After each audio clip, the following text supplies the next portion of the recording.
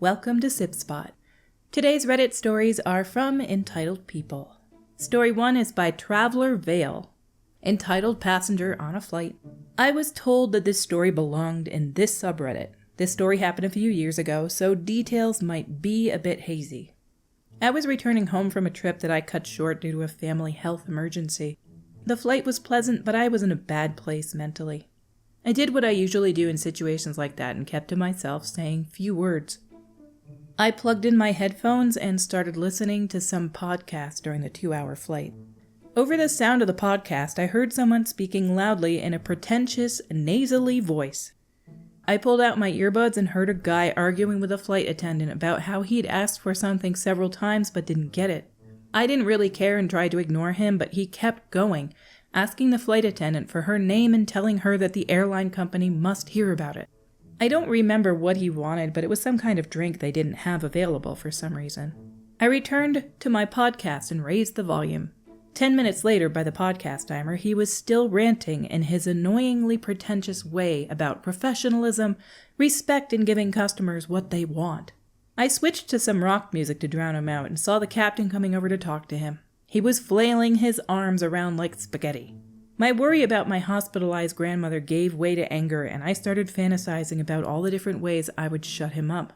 The captain walked away with a frustrated look on his face, and the flight attendant started serving the other passengers and ignoring his attempts to stir up trouble. I think they got him some alternative drink, which he never touched. We landed, and I put my earbuds away to get ready to leave. He was first in line by the airplane door, and I was right behind him. The door opened, and an airport security guard was standing there to escort him through the tube. I followed, and by the end of the tube, a higher-ranking guard was waiting for him. He stood blocking the way out, and I saw the other passengers behind me were fed up with this guy who never shut up for more than half of the flight time. He was arguing about how terrible the crew and service was and how he never had service this bad. He kept saying he needs to leave now because his family was waiting for him or some similar non-reason. My anger was starting to boil. Should I shove him? Bang my pulling bag into his leg? Punch him in the back? Would everybody clap?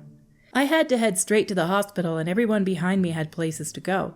I've heard many stories about people like him online across many different channels. Nobody would feel bad for them, but this wasn't only about them. This was also about who I am and what kind of person I wanted to be.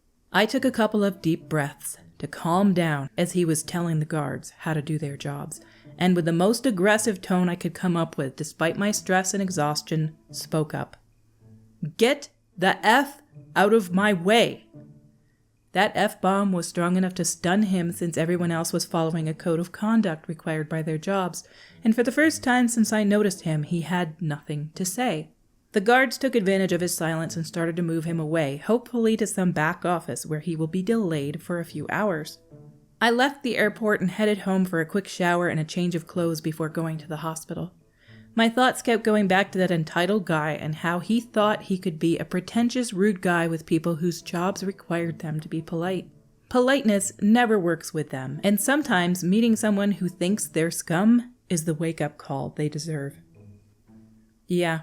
It's a very common thing in airports when people freak out. I'll never forget the video of this woman at the airport who tried to run down the terminal or tube, I guess you call it. She tried to charge down there even though the plane had already finished boarding and she was late. And somebody put his hand out and basically knocked her to the ground, and she freaked out, started screaming about how she wants the manager and was looking for everybody to support her and say that she was right when they all knew she was wrong. You don't just charge down the terminal tube when it's done boarding. And though she probably shouldn't have been assaulted to where she was on the ground, there's people who are really dangerous trying to board planes. So yes, I think she should have been taken down. Our next story is by Anonymous Lee. Is it okay not to go to my sister's surprise marriage proposal? I'm a 25 female. I endured 3 years of extremely unfair treatment from my family in my relationship with my husband. His introduction to the family was initially just coming to church. He drove 3 hours one way to attend, and I had to fight to be able to spend time with him. I got told I was dating instead of soulmating and had to basically not have a relationship while having one. My older sister said I was a bad example to other people, while my other sibling had 2 boys she was involved with at church at the same time.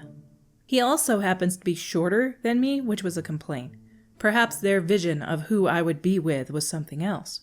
He's honestly an amazing husband who I'm blessed to be with. If he came in a different form, they wouldn't have treated him the way they did. He's still around because of his connections to the church, but when it comes to family, he'd gladly not engage. They've really soured the pot. As soon as we got married in March 2023, everyone was loving, nice, and approving of us. It was very much night and day.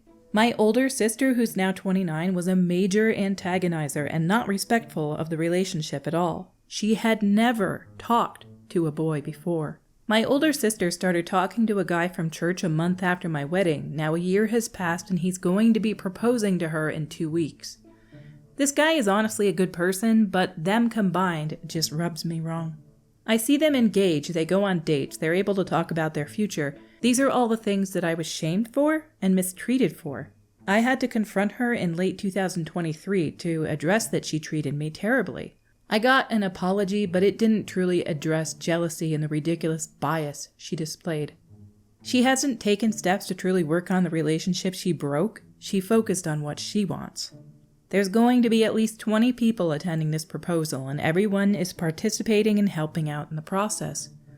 She's even sent me wedding dresses, and she hasn't been proposed to. I got no emotional support through my whole relationship process and was forced to pay for and have a wedding.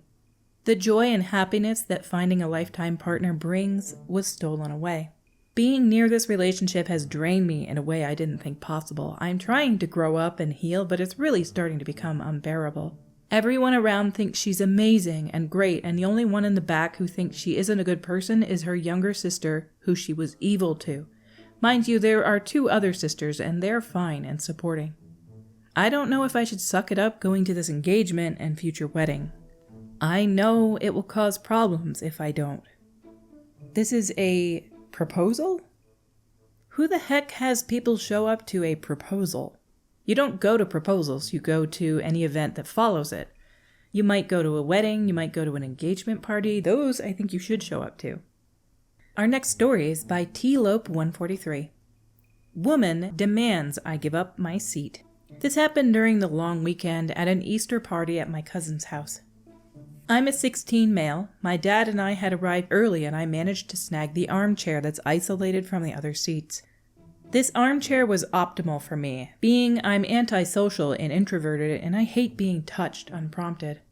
The other seats are couches and bar stools at a bench. More people arrive, great and fine.